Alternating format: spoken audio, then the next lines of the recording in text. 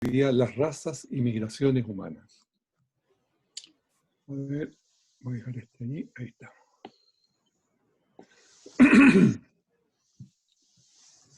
Bueno, la primera escena que muestro es Jesús y su creación del hombre y de los animales en el paraíso. Y es una creación, como ven, de adultos, de personas ya funcionales, totalmente funcionales. Ya no necesitan mamás ni necesitan que los críe, sino que han sido creados listos para reproducirse. Y Dios formó al hombre y su creación, entonces con madurez funcional, todos los animales. Ahí está formando al hombre. Y Ellen White nos dice, antes de la entrada del pecado no había ni una nube en la mente de nuestros primeros padres que oscureciera su percepción del carácter de Dios. Estaban en perfecta conformidad con la voluntad de Dios. Por vestimenta, los rodeaba una hermosa luz, la luz de Dios. Esta luz clara y perfecta iluminaba todo objeto al que se aproximaban. Era una especie como de lámpara, si se aproximaban a algo y se iluminaba esa cosa a la cual se acercaban. La naturaleza era su libro de texto. En el jardín del Edén se notaba la existencia de Dios. Los objetos de la naturaleza que los rodeaban revelaban los atributos de Dios. Todo objeto sobre el cual posaban sus ojos les hablaba. Las cosas invisibles de Dios, su eterno poder y deidad, se veían claramente y eran comprendidos por medio de las cosas hechas, como dice Romanos 1:20. Voy a citar dos textos bíblicos. Génesis 2:7, entonces Jehová Dios formó al hombre del polvo de la tierra y sopló en su nariz aliento de vida y fue el hombre un ser viviente. Y el segundo, entonces Jehová hizo caer sueño profundo sobre Adán y mientras éste dormía tomó una de sus costillas y cerró la carne en su lugar. Y de la costilla que Jehová Dios tomó del hombre hizo una mujer. Y estos dos versículos que acabo de leer tienen un profundo significado genético. Lo que vamos a hablar hoy día es de genética. Y este tema es tratado prácticamente con toda la información de genetistas, especialistas, doctores en genética, los cuales han desarrollado este tema y yo, por supuesto, lo he condensado, lo he resumido, lo he puesto, pero vean lo potente que es. A propósito, pastor, quería preguntarle, ¿usted estuvo en una reunión que hicimos con todos los pastores de la Michipa en Yiwu Yiwu hace 2 años? ¿No alcanzó? ¿No estaba todavía? Ah, ya, correcto. Porque este tema fue el que le presenté a los pastores yo. Entonces, para que no se repitiera, que a mí no me gusta repetirme, entonces me voy a quedar callado. Qué bueno. Ok. Vamos a los cromosomas humanos. 23 para cromosomas, como están allí. El último, XY, el del sexo. XY o YX es un hombre. XX es mujer. Son 2. Cada cromosoma tiene 2 copias, como los capítulos de una enciclopedia. Son y 2 versiones, están pegadas, como una X. Como verán allí, todo esto lo tenemos en todas las células nosotros.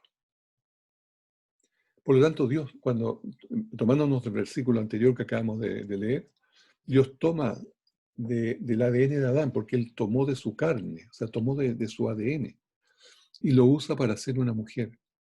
Solo elimina el cromosoma Y y duplica el cromosoma X, y tiene una mujer instantánea.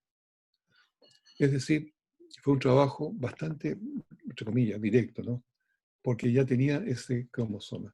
Ahora, ¿coincide la evidencia genética con la evidencia bíblica? Absolutamente. La mayoría de los genes del cromosoma humano vienen en 2 versiones. Y estas versiones están repartidas por todo el mundo. ¿Las versiones de quién? De Adán y Eva.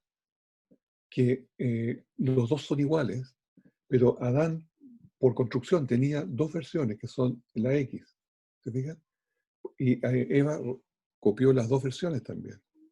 Entonces, esas 2 versiones son las que se van repitiendo por todo el mundo. Veamos un poco más de estas 2 versiones en los genes. Entonces, nuestro genoma es igual que una enciclopedia, la cual está dividida en volúmenes, que se llaman cromosomas.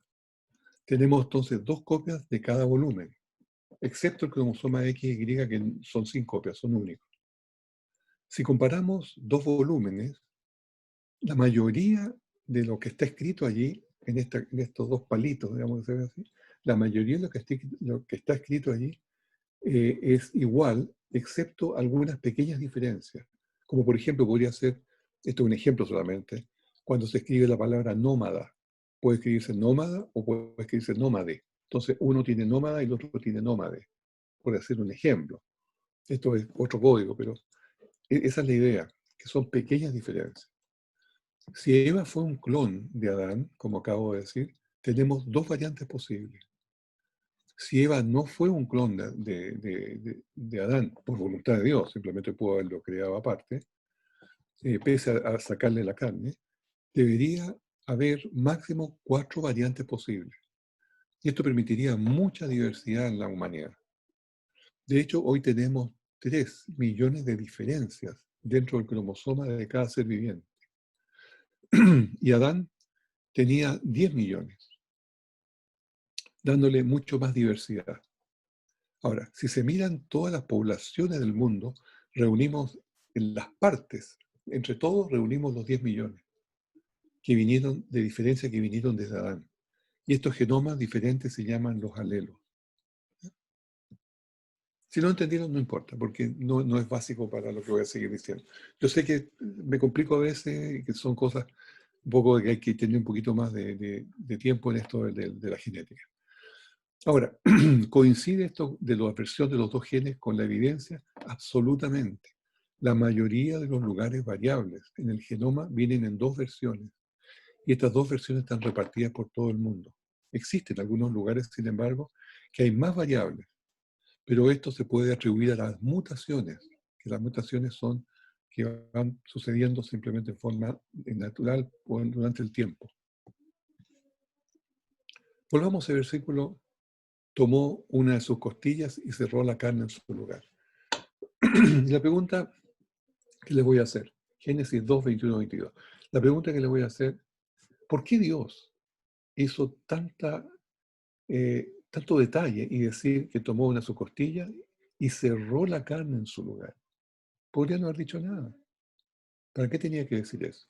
Pero le voy a hacer una pregunta también. ¿Los hombres tenemos una costilla de menos? ¿Sí o no? Posiblemente algunos digan sí y otros no. Esto normalmente yo lo presento en las iglesias y siempre tengo las dos respuestas. Bueno, la respuesta es, tenemos todas nuestras costillas. ¿Ya? Por lo tanto, no tenemos una costilla menos.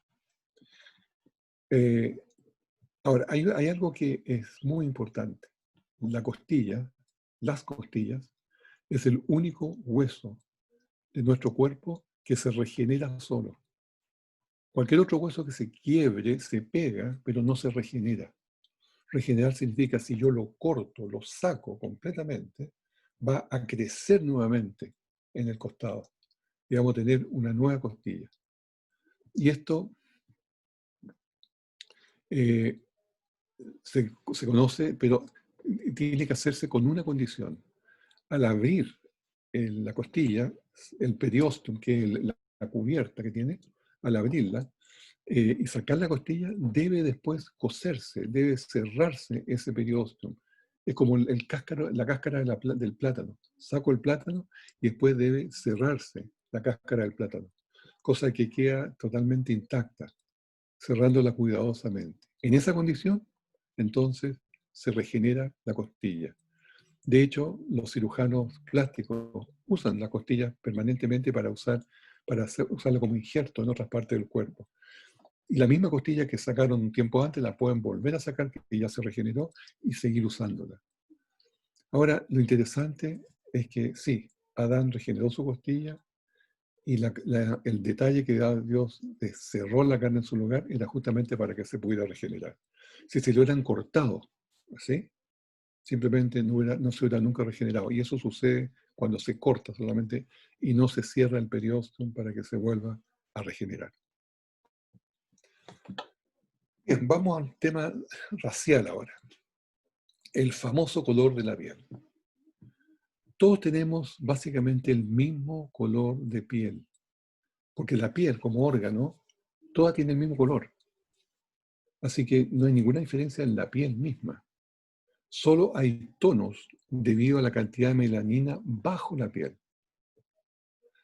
Por ejemplo, el color de piel que tenía Adán y Eva, que era el ADN ancestral, posiblemente eran trigueños, como se ve allí, medios morenitos, digamos así, porque ellos eran el resumen dentro de sus genes, que marcan el color de la piel, de todas las opciones, todas las posibilidades, y las tenían dentro de ellos, de sus genes, todas.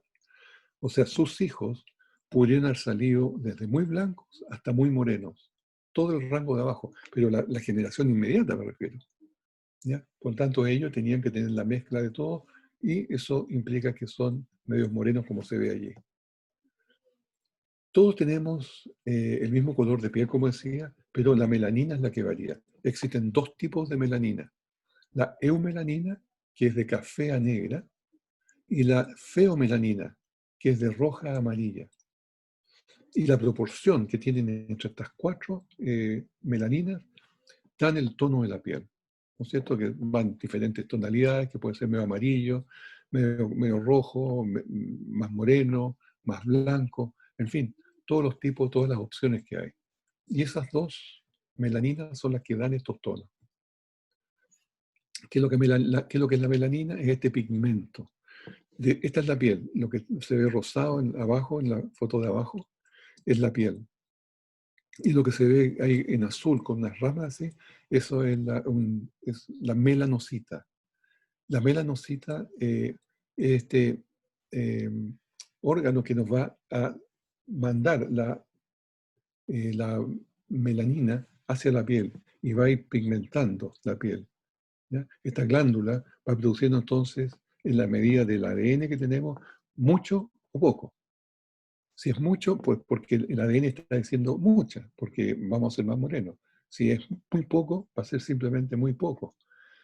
Y las personas producen lo que se ven medio rosadas, como muchas veces estos gringos, medio así como que parecen que estuvieran colorados, es porque más bien se les ve la sangre, más que porque tienen poca melanina. Ahora, la melanina, como esos puntitos que se ven arriba, esos puntitos negros, es un verdadero filtro solar, son verdaderos paraguas que impiden que se queme la piel. Por lo tanto, es muy positivo para aquel que puede vivir en un lugar muy asoleado. A lo contrario, si una persona morena vive mal en un lugar de poco sol, porque va a producir poca vitamina D, que es la que finalmente ayuda a producir la retención del calcio en los huesos. Entonces, hay una compensación allí que cada uno se va a vivir en el lugar donde se siente mejor. Entonces, ese es el tema de la melanina. El color de los ojos también es 100% tema de la melanina. A la derecha, ojo negro, mucha melanina. En el medio, café, más o menos. Y el ojo azul es prácticamente nada de melanina. La ausencia de melanina. Entonces, es lo mismo que el cielo. Cuando se ve el cielo, se ve azul. El cielo no es azul, el cielo es negro. Pero la reflexión de la luz solar hace que lo veamos azul. Aquí es el mismo caso. No existe melanina azul. Es simplemente la ausencia. Es lo que se ve. El color del pelo es lo mismo. Pelo negro, mucha melanina, intermedio, melanina más o menos. Y el pelo rubio es ausencia, casi ausencia de melanina. Y el pelo rojo es una mutación. Los colorines son mutantes porque han perdido todas las otras condiciones de la melanina y tienen solamente la melanina roja. ¿Ya? Ahora, los que tenemos canas ya se acabó la melanina, ya simplemente nos quedamos con los pelos blancos. Hay muchos de los que están mirando ahí que tienen esa condición. Se preguntarán el ojo asiático, ¿por qué hay chinos? Bueno, porque el ADN está indicando una capa adicional de tejido adiposo en el párpado. Y el párpado, al tener más grasa, se cae. Y por eso que tienen esos ojos abultados. No tiene nada que ver con la estructura ósea, es simplemente eso. Los albinos. Los albinos es justamente la ausencia total de melanina por una mutación. Ahí tenemos un caso extremo. Una madre negra, con un padre negro, por supuesto, han tenido un hijo albino. Y ese niño lo pueden ver, totalmente blanco, pero pelo rubio, porque no tiene melanina. Ahora, estos niños, se los cuento como anécdota, son muy peligrosos, porque son niños que los tienden a secuestrar.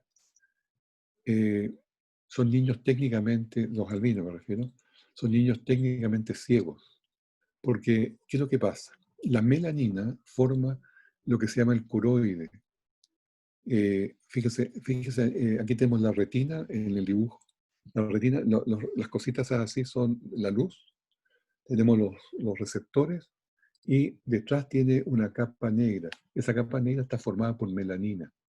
Y como el niño o el albino no tiene la capacidad de producir melanina, ahí prácticamente no tiene ese color. Por lo tanto, la luz que llega hasta allí rebota y le hace una serie de deformaciones de las imágenes. Entonces el niño es prácticamente ciego por esa razón. Pero les cuento algo más trágico todavía. Como decía, estos niños son muy apetecidos dentro de África. Todos los años se denuncian docenas de niños que han secuestrado. Pero los niños no los secuestran para criarlos, los secuestran para desmembrarlos y venderlos como amuletos. Y así llega la brutalidad humana, porque son amuletos de la suerte. Aquí tenemos un ejemplo de padres que son hijos de madre blanca y padre negro. Y ellos han tenido unas mellizas, las cuales, o gemelas, que son prácticamente de dos razas diferentes. Y esto puede suceder, es raro, pero así sucede, porque están heredando los colores de los abuelos. Ahí están más grandes ya las niñas, se llaman Kian y Remy Hodgson, viven en Inglaterra, y nacieron a un minuto de diferencia y es simplemente una combinación de genes de sus padres que se da una en un millón. Hay muchos ejemplos más a propósito. Bueno, se pensaba que antes que el genoma de todos los humanos era un 99,9% similar. No hay ningún problema con eso, en el sentido de que porque tengamos algunas diferencias no somos de diferente origen. Porque si tomamos en cuenta las diferencias estructurales que existen entre todos los seres humanos, somos todos diferentes, lucimos diferentes. Algunos son más grandes, otros son más pequeños, otros son más delgados, otros más macizos. Algunos tienen diferentes, todos somos diferentes. Bueno, esas diferencias estructurales dan cuenta de un 4,5% de diferencia del ADN.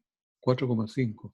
Entonces, si solamente eso nos da un 4,5, ¿cómo vamos a ser 99,9% iguales? Porque de partida somos diferentes todos. Así que en ese sentido no nos, no nos sintamos mal porque no somos 100%, 99,9% iguales. A propósito, ¿cómo podría un chimpancé ser un 99% igual al humano, como se dijo tantas veces? Porque eso no es posible, porque de partida si entre nosotros tenemos esa diferencia, ¿cómo va a ser con los chimpancés? Mucho menos. ¿Se acuerdan que les decía entre un 70 y un 83%? Esa es la proporción actual de diferencia con los chimpancés. Pero, esta es la introducción para este tema. Pero, ¿cuál es la diferencia del ADN entre razas? Solamente por la raza. Entre un asiático, un aborigen de Australia, un hindú o indio, una persona morena de África, un esquimal, un isleño o un caucásico. La diferencia entre todas esas mujeres, nada más que por raza, es de un 0,012%. ¿Qué les estoy diciendo con esto? De que la raza es lo que menos marca. Marca mucho más las diferencias estructurales, 4,5%, y la raza solo un 0,012%. Y aquí llegamos a un tema que es muy interesante. Porque ¿qué es lo que nos dice la Biblia? Y de una sangre he hecho todo el linaje de los hombres, para que habiten sobre la faz de la tierra. De una sola sangre. O sea, el Señor se preocupó de que todos nosotros fuéramos iguales, cumplidas ya esas diferencias estructurales. Pero la raza es algo absolutamente secundario. El doctor Ben Carson, que todos lo conocemos, ministro de Trump actualmente, eh, fue cirujano por muchos años. Hizo su carrera como cirujano. Y él cuenta en una de esas charlas de que él operó a miles de personas de raza negra. Y dice, cuando cortaba el nivel de la piel y entraba ya para adentro, eran exactamente iguales todos. La única diferencia era la melanina en la superficie de la piel. Y nada más. Y fíjese, esto antes de llegar ahí, quiero hacerle un poco una explicación de que la evolución es tremendamente racista. La evolución no es para nada igualitaria.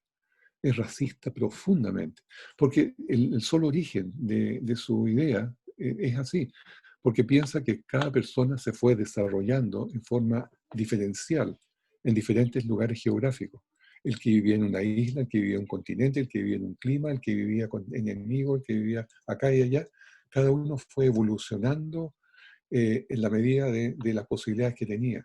Entonces algunos llegaron a ser la cúspide, lo de arriba de esa evolución, que por supuesto son los blancos, de ojos azules y rubios, y los otros, todos los otros que no llegaron a eso son simplemente personas inferiores.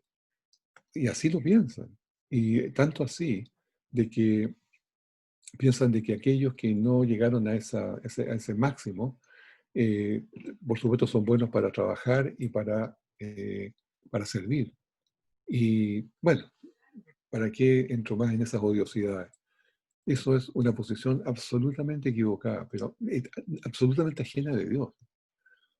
Hay en el libro, en Darwin, El descenso del hombre, 1871, la pregunta era, ¿deben los blancos exterminar los negros? Fíjense lo que escribía Darwin. Aquí está traducido. Decía, en el futuro, no tan lejos como siglos, las razas civilizadas de hombres van a exterminar y reemplazar a las razas salvajes del mundo. Le llamaban no solamente inferiores, eran razas salvajes. Al mismo tiempo que los simios antropológicos. También serán exterminados algunos monos tan bajos como el mandril, como el negro, el aborigen australiano, que se compara al gorila. ¿Se acuerdan que les mostré una foto de aborígenes australianos que estaban encadenados y todo eso? Por eso lo hacían, porque pensaban de que eran todavía transicionales, de mono a hombre, y tenían el derecho a matarlo porque estaban matando a un perro, a un animal. Era simplemente un profundo racismo. Y hay otra declaración que les traje, que es un biólogo, Edward East, de la Universidad de Harvard. Esto es actual, esto no es del 1800. Dice, la naturaleza elimina lo incapaz y preserva lo capaz, que es en principio, ¿cómo se llama? Evolucionista, que la naturaleza elimina lo incapaz y preserva lo capaz. Pero es el hombre, o sea, nosotros, el que ha causado el problema, ha puesto todo su corazón en salvar al incapaz. Se lo explico. Lo que está diciendo que hay hombres que son capaces y hombres que son incapaces. Los incapaces deberían destruirse o deberían eliminarse.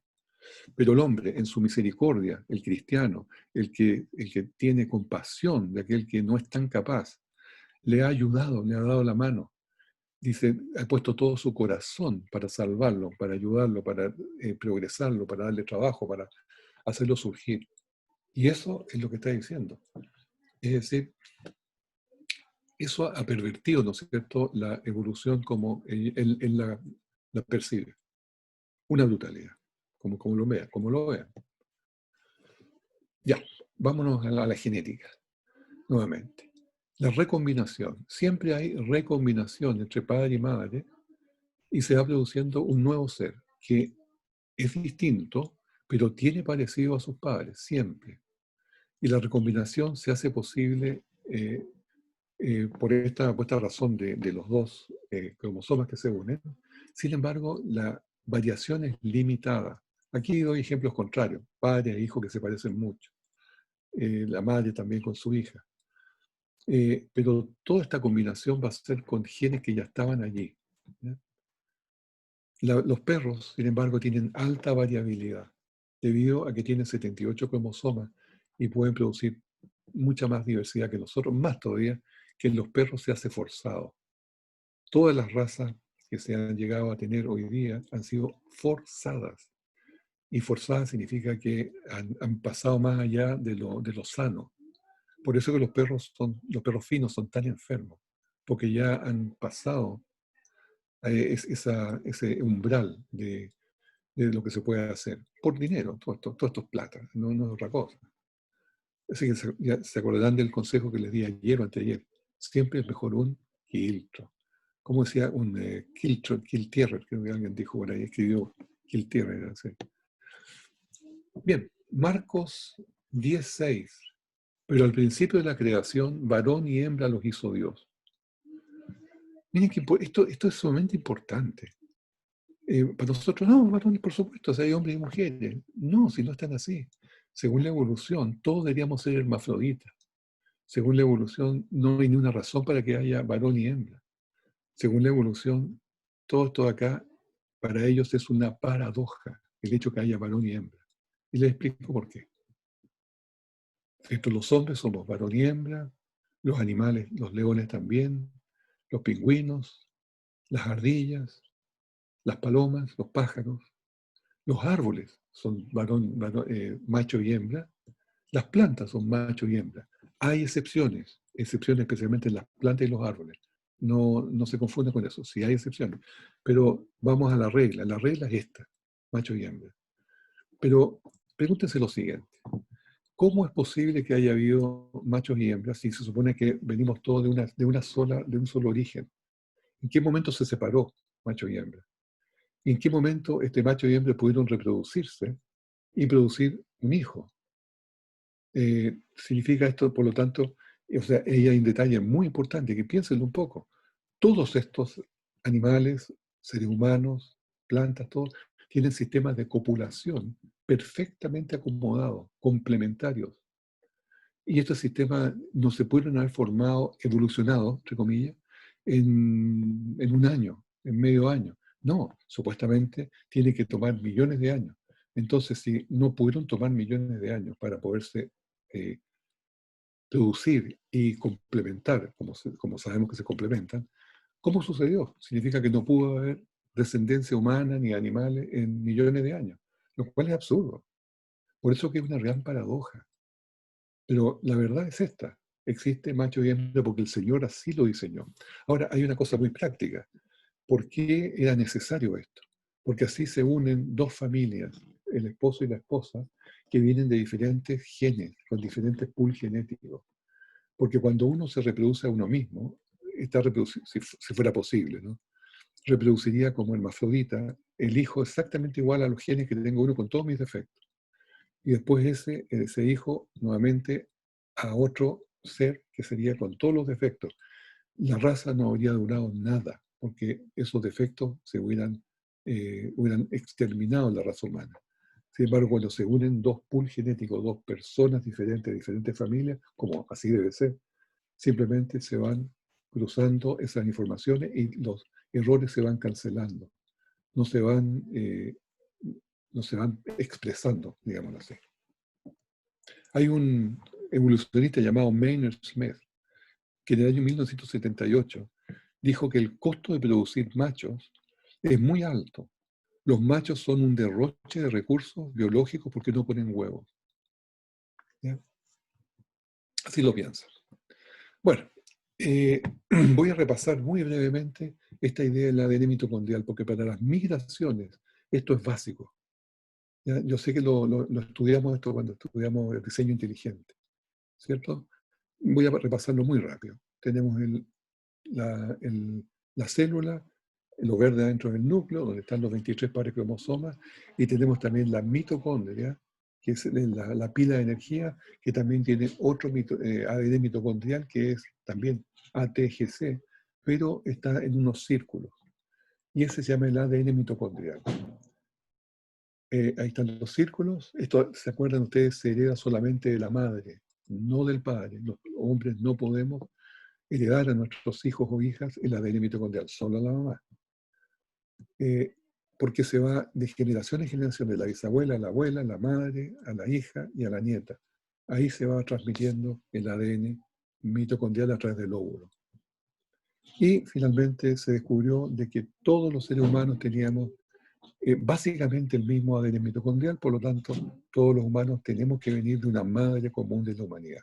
Eso, como se los dije, que veníamos de alguna parte de África, de allí, que luciríamos así, y que finalmente, cuando se vio que había mucho más mutaciones dentro de ese ADN mitocondrial, 20 veces más, se estimó que la EVA mitocondrial era consistente con 6.500 años solamente, y no 200.000 años, como proponía la EVA mitocondrial.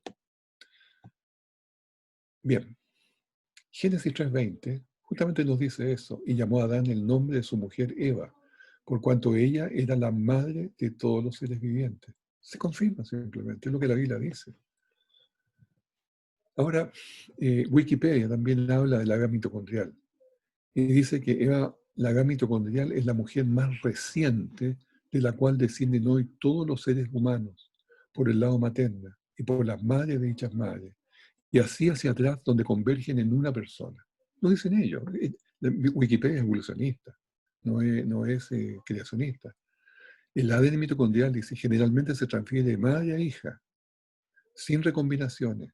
Todo el ADN mitocondrial en cada persona viene directamente de la madre, por definición, difiriendo solamente por la mutación que ha ocurrido por generaciones. Aquí se mete una pequeña cosa. Hay algunas pequitas, puntitos por aquí y por allá, que son mutaciones. ¿Ya? Y esto es muy importante, muy interesante. Robert Carter, que es un genetista, habla de la EVA mitocondrial también. Dice, los genetistas evolucionistas esperaban que los humanos descendieran de muchas mujeres, pero cuando se encontró una sola, lo explicaron con un cuello de botella. Dice, aquí hubo un cuello de botella de la humanidad. Y explicaban que aun cuando hubo muchas mujeres en ese periodo, solo un linaje persistió y los otros se extinguieron. Pero no importa, finalmente somos todos hijos de una sola mujer, que es lo que está confirmando en esta historia. El paralelo con la Biblia es obvio. Hubo un cuello de botella, pero es el diluvio, donde solamente 8 sobrevivieron. Y aquí yo traigo diluvio de agua sobre la tierra para destruir toda carne. Y entrarás en el arca tú, tus hijos, tu mujer y las mujeres de tus hijos contigo, 8 personas en total. Esto, para hacer algo gráfico, este es un cuello de botella genético. Antes, mano izquierda, esa botella que está parada, tenía muchos colores, mucha diversidad, donde podían los seres humanos tener diversidad. Recuerden que habían gigantes, habían personas posiblemente con la cabeza más grande, un poquito más grande, no tanto tampoco, como los neandertales. Había posiblemente caras diferentes. O sea, no estoy hablando para nada del bar de la Guerra de las Galaxias, no es esa la idea. Solamente dentro de la variedad humana había más selección, más variedad. ¿Qué es eso, variedad? Cuando vino el diluvio, ahí está, el cuello de botella, quedaron solamente algunos colores. Se seleccionan algunos colores y eso es lo que tenemos hoy día, o sea, muy empobrecido nuestro pool genético. Esa es la idea. Cromosoma Y, muy parecido a lo que dijimos antes, ahí está el cromosoma Y, no se combina con nada, lo tenemos solamente los hombres.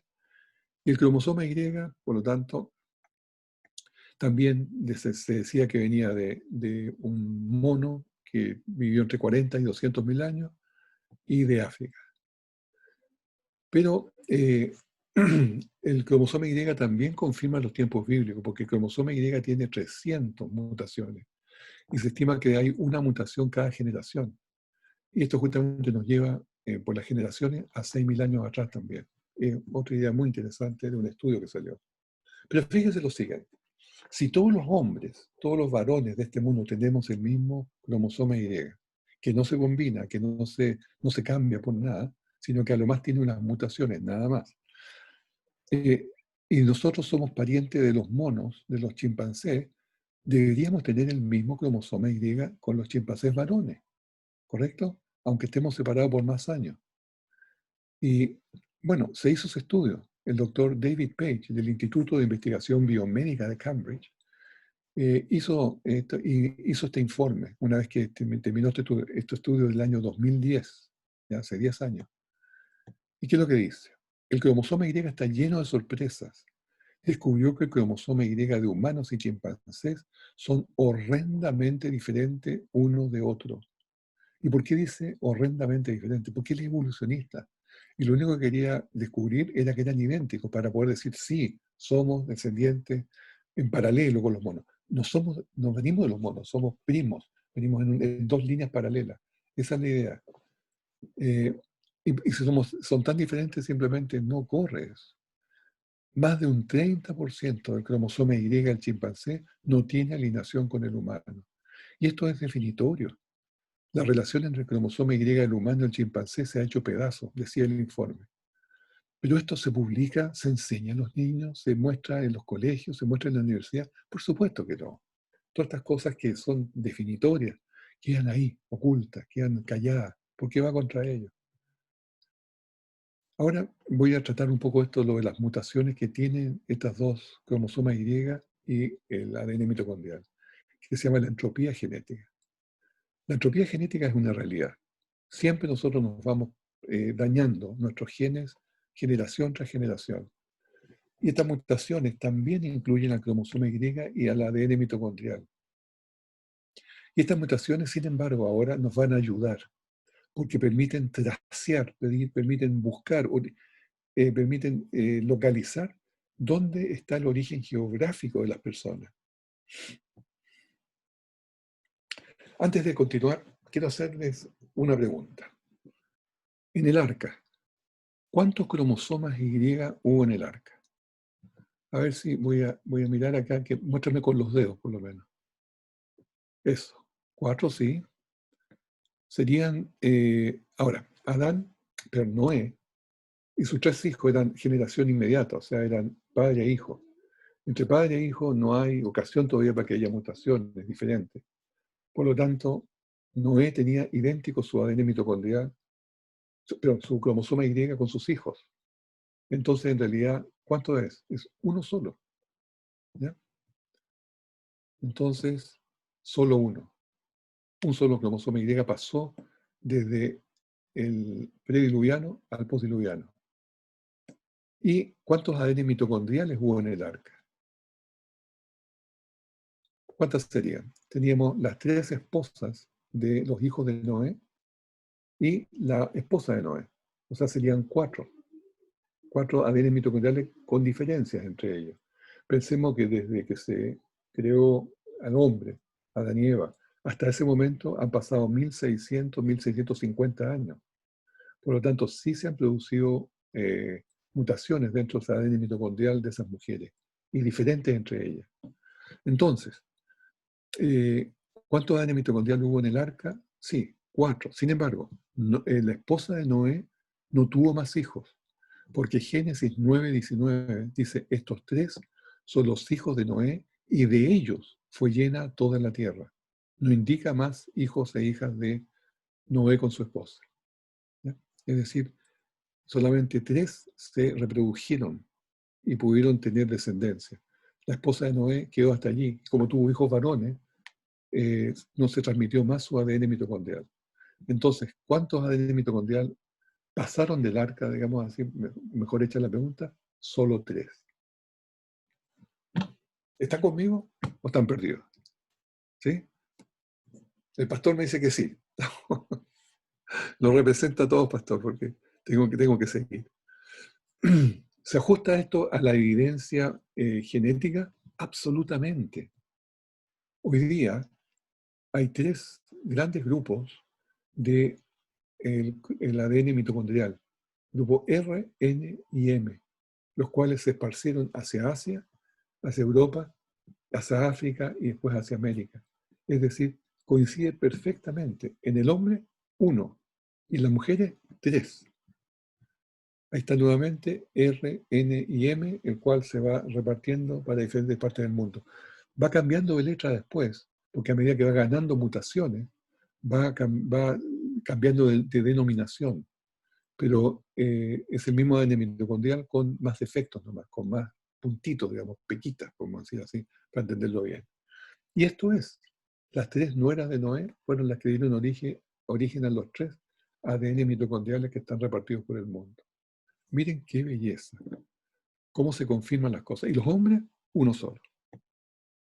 Este otro investigador, doctor Nathan Jensen, también ploteó cientos de secuencias de ADN mitocondrial en un diagrama de árbol que está allí para ver la tendencia. Y claramente, dice, fueron tres nódulos que distinguen claramente a las esposas de Noé, que dan la mejor explicación: Sem, Cam y Jafet. Génesis 10:32, estas son las familias de los hijos de Noé por sus descendencias en sus naciones, y de estos se esparcieron las naciones en la tierra después del diluvio. Tenía, y esto va a mostrar a la Torre de Babel ahora, Génesis 11:1, tenía entonces la tierra una sola lengua y unas mismas palabras, todos hablaban el mismo idioma.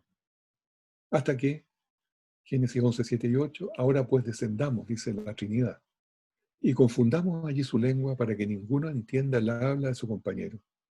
Así los esparció Jehová desde allí sobre la faz de la tierra. Hizo lo que todos conocemos, la separación de los hijos, los descendientes de Noé, debido a la rebelión, la Torre de Babel. Ya tenían la generación de sus hijos y sus nietos. Y ahí tenemos entonces la Torre de Babel y después se separan, pero se separan por idioma y se separan por líneas paternales, que esto es un punto muy interesante, o sea, por cromosoma Y se separan. ¿Ya? Lo interesante también de esto es ver que el Señor nos dijo así, ya, tú alemán, tú chino, tú español, tú, por decir idiomas, ¿no? Y cada uno le dio un idioma diferente. No, fue por líneas paternales y cada familia fue hablando un idioma que no se entendía con el vecino. Cuando alguien vive en un país, en un lugar donde se habla un idioma completamente raro, chino, por decir, o alemán, simplemente esa persona lo único que hace es tratar de buscar al similar, al que habla lo mismo.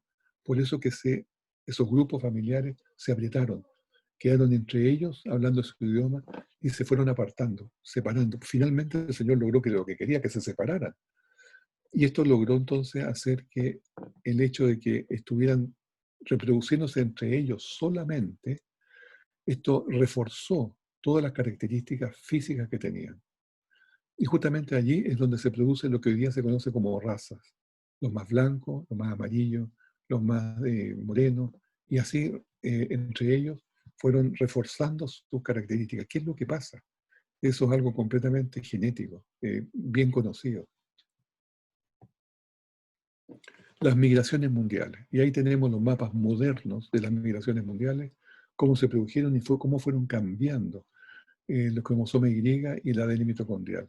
También se dieron algunas variaciones debido al aislamiento del color del pelo liso contra el pelo rizado, el grosor de los labios, la forma de los párpados.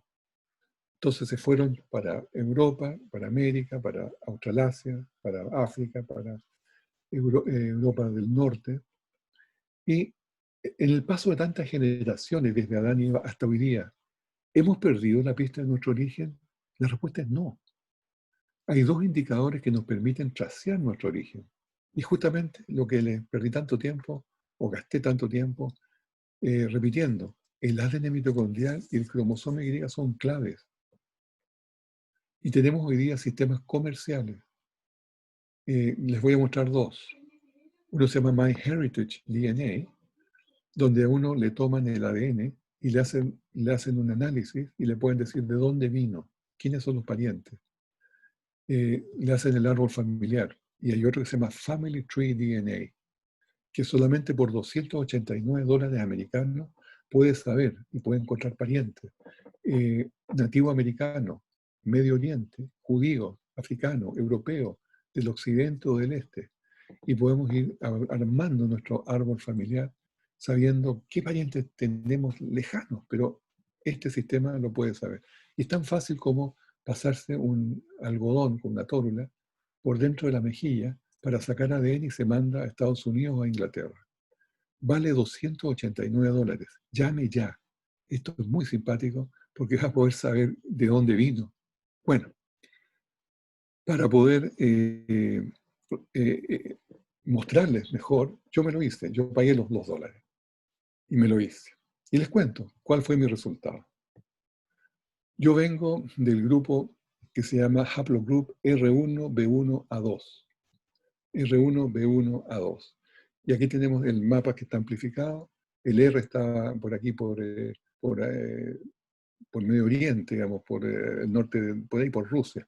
Y el R1A se fue hacia el norte de Europa y R1B hacia el sur de Europa, como pueden ver las flechas.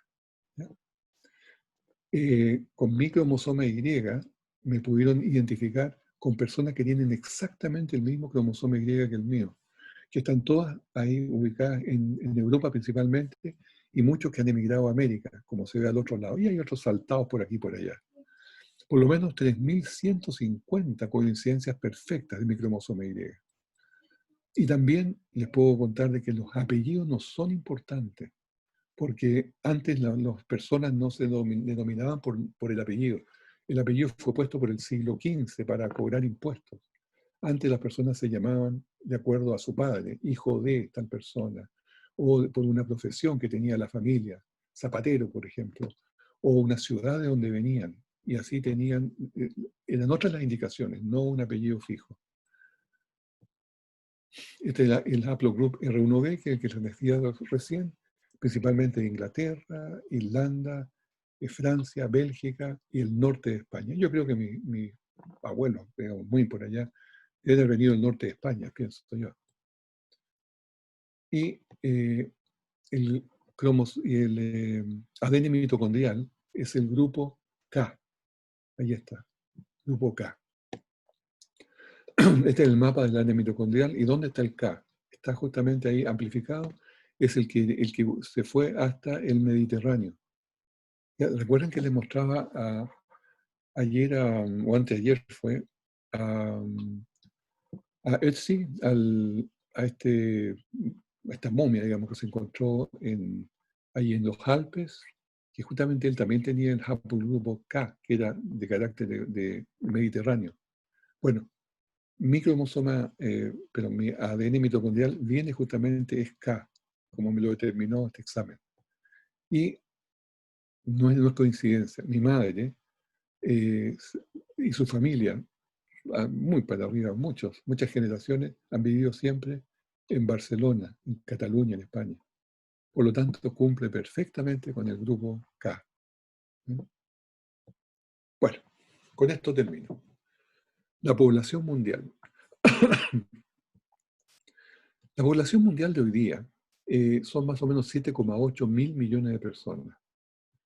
Y desde un punto de vista bíblico se ajusta perfectamente al modelo estándar de crecimiento. Pensemos en las 8 personas que se bajaron del arca y si ellas fueron reproduciéndose, fueron doblando la población cada 150 años, alcanza perfectamente para llegar al número de hoy día. Ahí tenemos 8, 16, 32, 64 y así va sumando hasta el día de hoy, que está más o menos acá, en 7.800 millones de personas.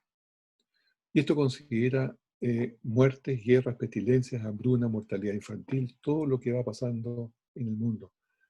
La población mundial en promedio crece un 1,8% por año y se dobla cada 39 años ahora.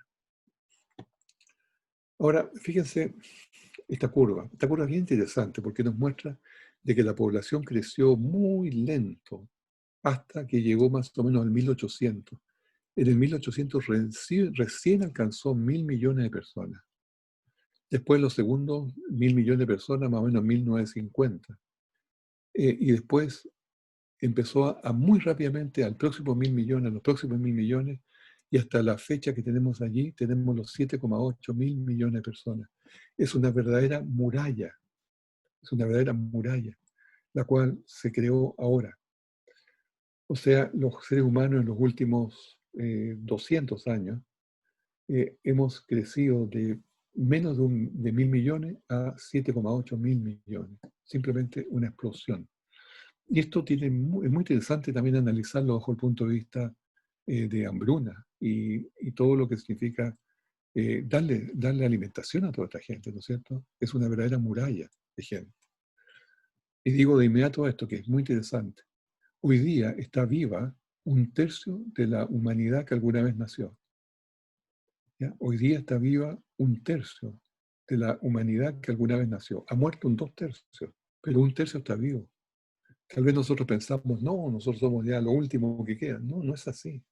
No es así. Si nos hacemos la pregunta por qué hay tan poca gente en el mundo, la respuesta es porque es un mundo joven y no hemos estado aquí por muchos miles de años. Esta es la fórmula de crecimiento de la población mundial. Y cuando calculamos esta fórmula para calcular a diferentes épocas, podemos llegar a lo siguiente. La población estimada antes del diluvio, los prediluvianos, llegaron a 235 millones de personas.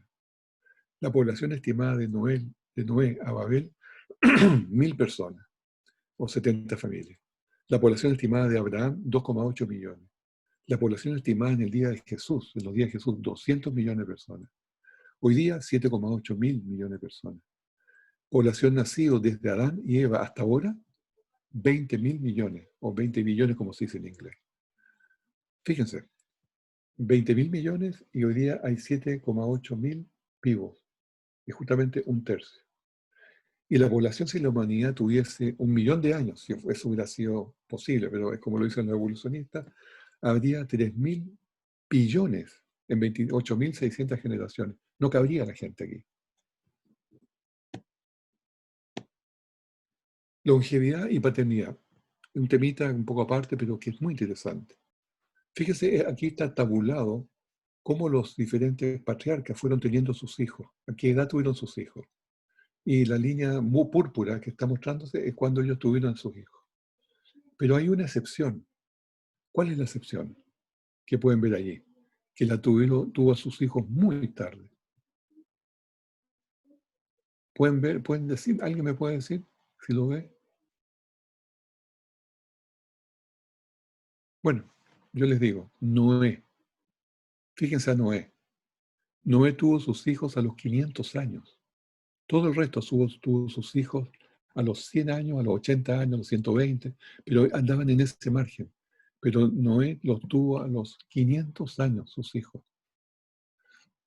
¿Por qué digo esto? Porque hay un efecto en la paternidad tardía. Los viejos no tienen que tener hijos, porque los padres viejos son una fuente de desórdenes genéticos.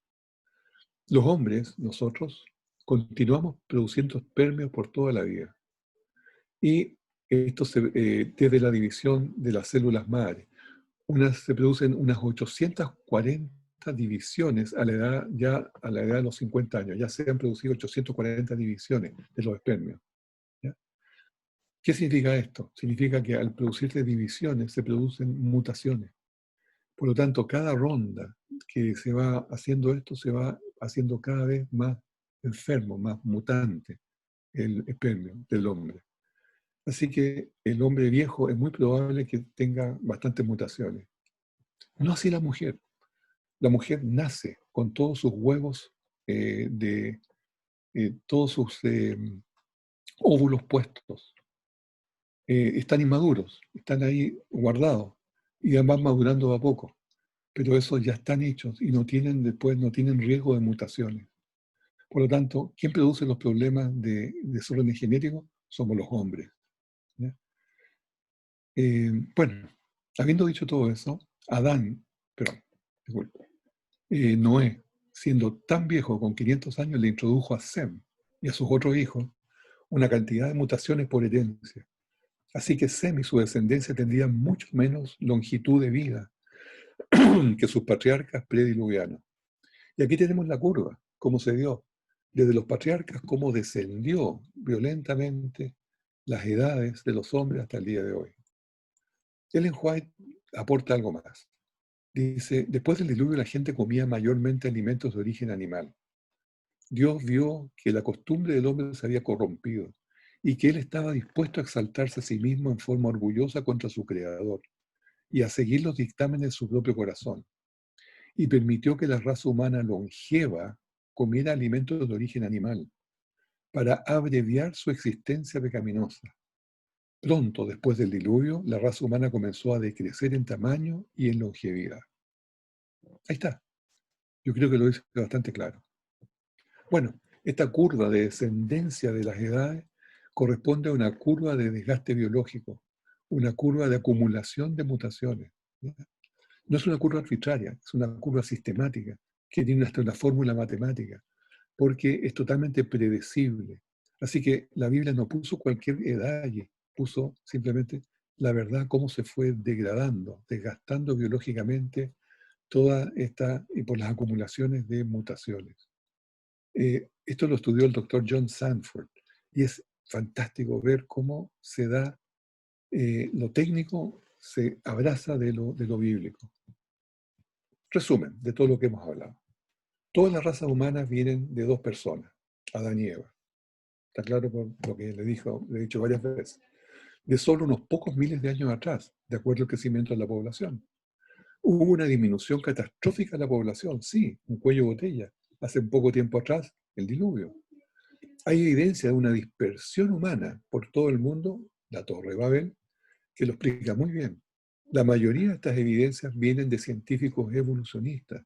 De hecho, la genética moderna ha traído un tremendo apoyo a la historia bíblica. Ellen White también dice en El Camino a Cristo que Dios nunca nos exige que creamos sin darnos suficiente evidencia sobre la cual fundar nuestra fe. No estás dando la evidencia, la tenemos allí, hay que estudiarla. ¿Ya? Es página 105, pastor. Salmos 92, 5, 6. Termino con esto. Cuán grandes son tus obras, oh Jehová, muy profundos son tus pensamientos. El hombre necio no sabe y el insensato no entiende esto. Pero nosotros somos sabios.